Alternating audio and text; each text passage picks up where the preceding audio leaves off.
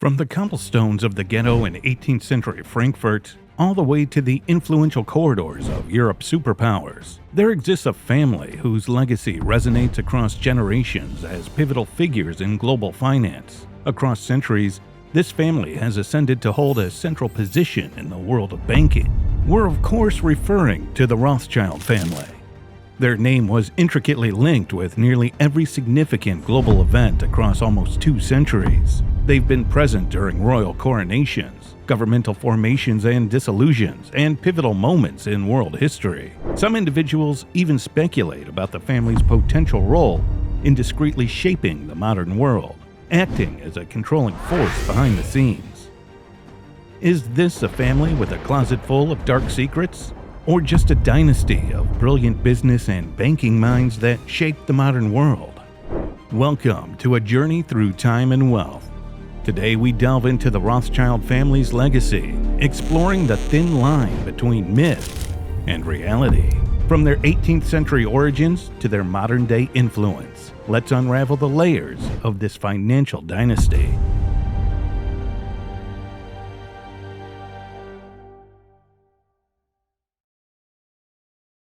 The Rothschild family, with roots in Frankfurt, Germany, emerged as a polarizing symbol of the immense power and influence wielded by a banking dynasty. Founded by Mayor Amschel Rothschild in the 18th century, the family's ascent to unparalleled wealth has sparked heated debates surrounding their financial maneuvers and global impact. Some hail Mayor Amschel's decision to consolidate power within the family as a wise business strategy. At the same time, critics argue that such practices contribute to a concentration of influence and wealth that is far too great. His 5 sons have been lauded for expanding the family's financial empire, and yet criticized for the potential manipulation of markets and European politics during a tumultuous historical period. Their strategic investment strategies and financial management have fueled suspicions of market manipulation and undue influence over European economies. The Rothschilds' pioneering role in international finance, particularly their expansion into major European cities like London, Paris, Vienna, and Naples, is viewed by some as a calculated move to control economic landscapes.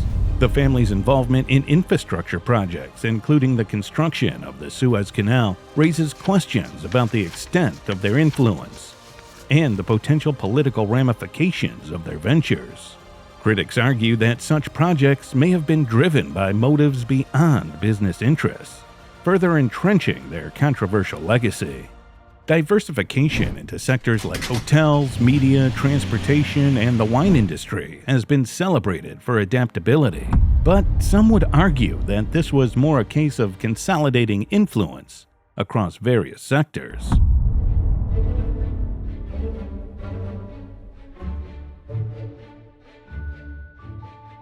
Mayor Amschel Rothschild, born in 1744, maneuvered through the financial landscape in the shadows of Frankfurt's Judengasse, a community constrained by societal limitations.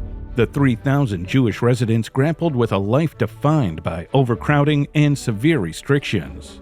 Nights, Sundays, and Christian holidays confined them, while group activities and social spaces remained off-limit. Undeterred by these contentious circumstances, young Mayor Rothschild took a foray into commerce. His father, Amschel Moses Rothschild, immersed him in the silk cloth trade and currency exchange, laying the groundwork for a business education amidst controversy. Mayor's early responsibilities included sorting coins from Frankfurt semi-annual trade fairs, gatherings that drew traders from across the region. Tragedy struck at the age of 12, as both parents fell victim to smallpox. Under the care of relatives, Mayer was sent to Hanover to apprentice with Simon Wolf Oppenheimer, a notable Jewish banking house. This move proved pivotal, thrusting Mayer into the realms of foreign trade and finance amidst a controversial societal backdrop, which laid the foundations for the monumental rise to the top of European economics that would follow. Mayer delved into the world of rare coins in Hanover, hailing from civilizations like Rome, Persia, and the Byzantine Empire. With their allure for the elite, these coins captured the attention of princes, and the wealthy Mayer's controversial journey was shaped by his role in Hanover. the court Jews, or court factors. This unique societal position involved transactions with nobility, bridging the space between the Jewish community and the affluent class. It demanded financial acumen, diplomacy, and a nuanced understanding of aristocratic dealings. This taught Mayer the skills he would need and pass on to his children to create the Rothschild network that would control the finances of an entire continent just a few decades later. Mayer's transition from the constrained lanes of Frankfurt to the intricate world of European finance marked the controversial inception of the Rothschild banking dynasty. This saga continues to spark debates and discussions.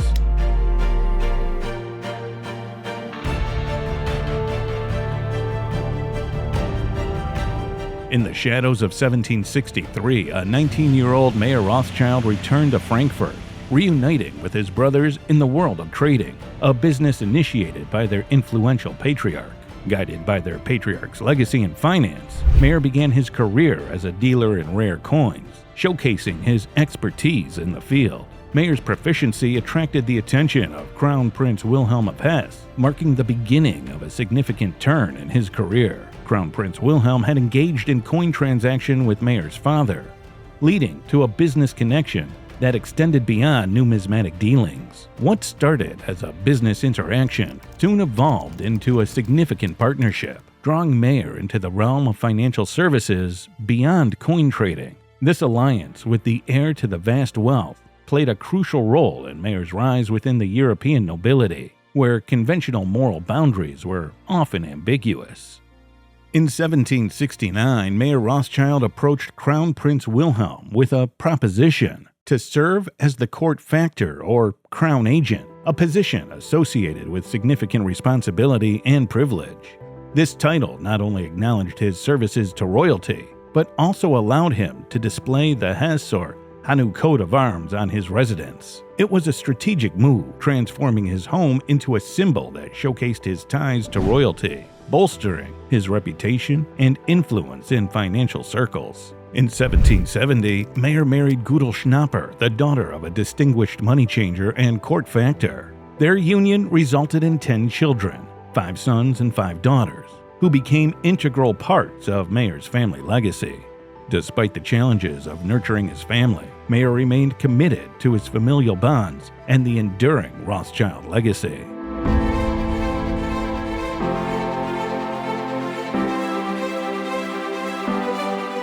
Amidst the turmoil of the French Revolution, the Rothschild banking empire saw a remarkable ascent, guided by Mayer Rothschild's astuteness. This intriguing narrative begins with Mayer overseeing payments from Britain to recruit Haitian mercenary soldiers, revealing the family's early knack for influential historical events in pursuit of their financial goals.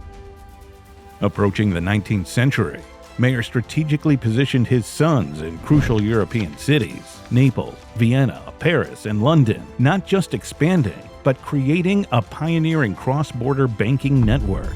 Their impact extended beyond finance, involving engagement in governmental affairs, supporting wars, and expanding wealth across industries affected by conflicts. Being spread across multiple countries meant their empire would survive, even if they backed the wrong horse. Mayer's forward-thinking strategies, though viewed controversially, gained a nuanced perspective after his passing. His explicit instructions for the family's financial future stood as a testament to their commitment to continuity and growth. In preparation for his eventual death, Mayer's will established a system of succession through male descendants, a calculated move aimed at ensuring stability and continuity of power within the family. While female descendants faced limitations within the family structure, they played significant roles, although sometimes becoming part of a strategic alliance that maintained family wealth, inadvertently creating unions within the bloodline. Between 1824 and 1877, the Rothschild family saw a series of matrimonial alliances. While 36 marriages took place within the family, some were more about consolidating wealth and influence rather than solely for love. Marriages among first and second cousins were part of the family's tradition, as was the case across European nobility at the time, designed to protect the family's fortune and influence. A few members chose partners outside the family, although their impact within the intricate familial structure was limited. The rise of the Rothschild dynasty in global banking marked a success story driven by financial prowess and a consolidation of influence through strategic planning. Their meticulously organized system of succession and internal matrimonial alliances served as the foundation of their enduring legacy, a legacy marked by a complex history of influence, calculated strategies, and an unyielding pursuit of stability and influence.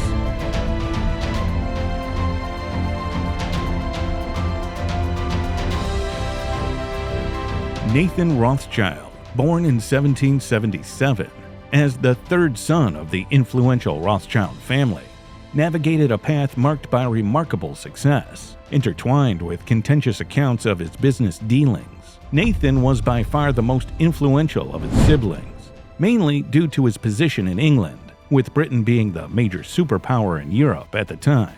It is his involvement, particularly in funding Britain's war efforts, leading many to believe the Rothschilds' rumored dark, secretive nature pulling the strings behind the scenes to forge the world as they saw fit. Commencing his entrepreneurial journey in Manchester, England in 1798, Nathan initially established roots in the textile industry. However, his venture into banking took shape in 1810, when he founded N.M. Rothschild in London.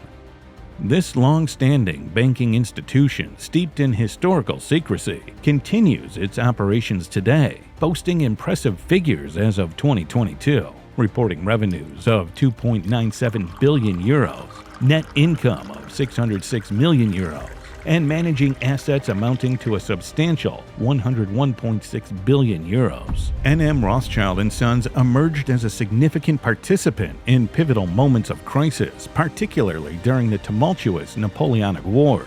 The bank's role extended to managing financial subsidies for allies and offering vital financial support to British troops. As Nathan Rothschild's institution seemingly carried the financial burdens of war, this has prompted scrutiny regarding the influence he had with financial manipulation and the Rothschild family's alignment with covert national interests. In 1824, the plot thickened, with Nathan Rothschild and Moses Montefiore co-founding the Alliance Assurance Company, now a part of the RSA Group. This collaboration hints at a network of discrete transactions, highlighting Nathan's talents for identifying profitable opportunities in unconventional financial territories. Diverging from the norm, Nathan's strategic move in 1835 took an intriguing turn. He secured exclusive rights to mercury mines in Spain, thereby gaining virtual control over this critical chemical element. The repercussions of this acquisition became evident in 1852 as N.M. Rothschild & Sons engaged in refining gold and silver for esteemed institutions like the Bank of England and the Royal Mint. Exclusive control over mercury served as a tool, consolidating Nathan's influence over precious metals and raising questions within financial circles about potential market manipulation.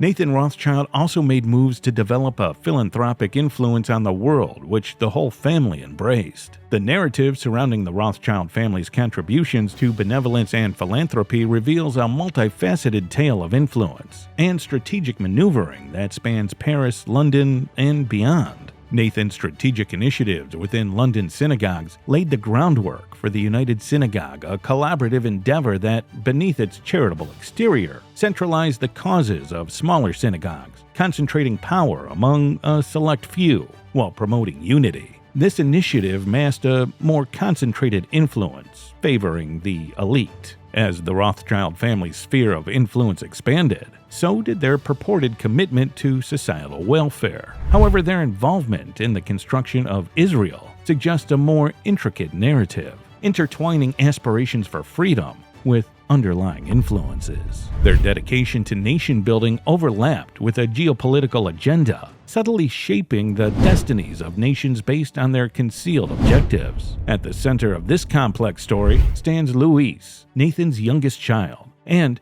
her 7 daughters. Their assumed role overseeing Rothschild charitable foundations in Frankfurt takes on a nuanced perspective as these initiatives seemingly geared towards the public good, also became instruments of influence. Institutions like public libraries, orphanages, and hospitals, positioned strategically, represent chess pieces on a board, manipulated by subtle hands behind the scenes. Behind the veil of benevolence, the Rothschild family's subtle financial influence, estimated at a net worth of $1.2 trillion, exerts a significant impact on societal development across Europe. Initiatives like the Jews-Free School in London receive support not merely for mass empowerment, but also the perpetuation of the family's influence. Educational projects across Austria, France, and Israel, seemingly thriving due to Rothschild's generosity, serve dual purposes. Their influence extends into educational realms, guiding ideologies and shaping minds in alignment with their covert objectives. Monetary contributions come with subtle strings attached, guiding educational narratives discreetly. Their donation of 60,000 pieces of artwork to public institutions, ostensibly for cultural enrichment, also bears strategic significance. It subtly influences the narrative of human expression, aligning with the Rothschild worldview. Culture becomes a subtle instrument shaping perceptions. In London and Paris, the Rothschild family's involvement in social housing projects navigates a delicate balance. Initiatives meant to address housing needs also carry undertones of societal influence. The Rothschild Foundation, touted as an agent of positive change, assumes a role in driving transformative changes that align with their underlying agenda, subtly influencing various spheres.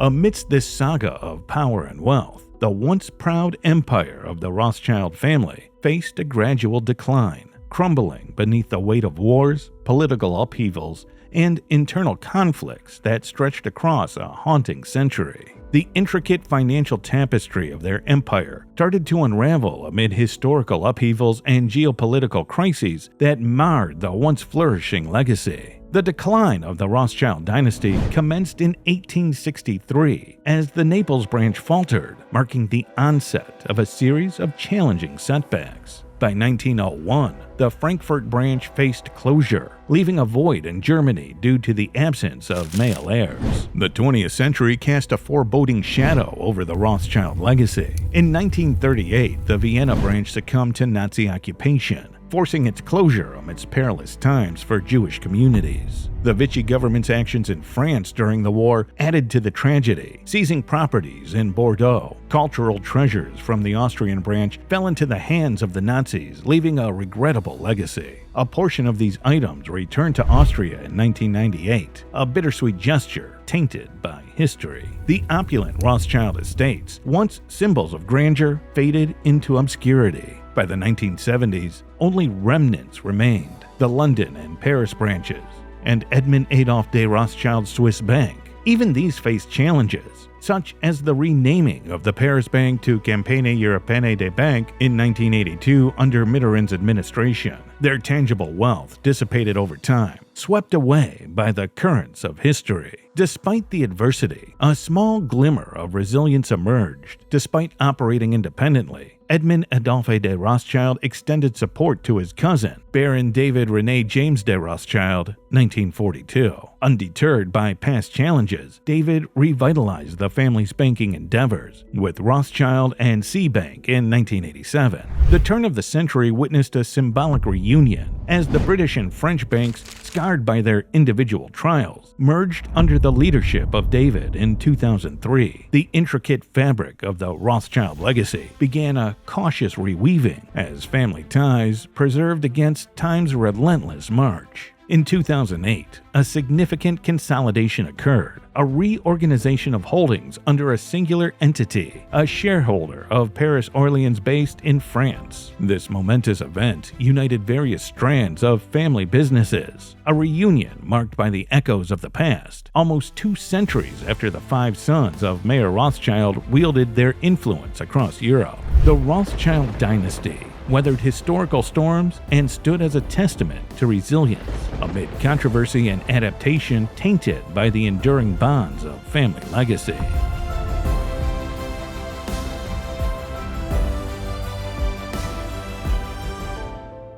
White's anti-Semitic treatment of the Rothschilds and his ignorance of Jewish suffering is reprehensible. Unfortunately, his story shows us that conspiracy theories about the Rothschilds have only grown more outlandish since the publication of Darrenville's infamous pamphlet. White, knowingly or unknowingly, is complicit in spreading these conspiracy theories, revealing a disturbing cultural subconscious. The truth behind it all is that the family did hold a privileged position of power in the 19th century, wielding influence beyond measure in every European court, helping to guide and shape the political development of the continent, while profiting from every moment they conducted. However, this was a time when it was not considered controversial to do so. By the time that sort of power was frowned upon in the 20th century, the Rothschild seat of power had significantly dwindled and their influence was no longer as potent. To suggest that they still pull the strings behind the scenes and control world events is nothing more than a conspiracy theory and is drowning in anti-Semitism.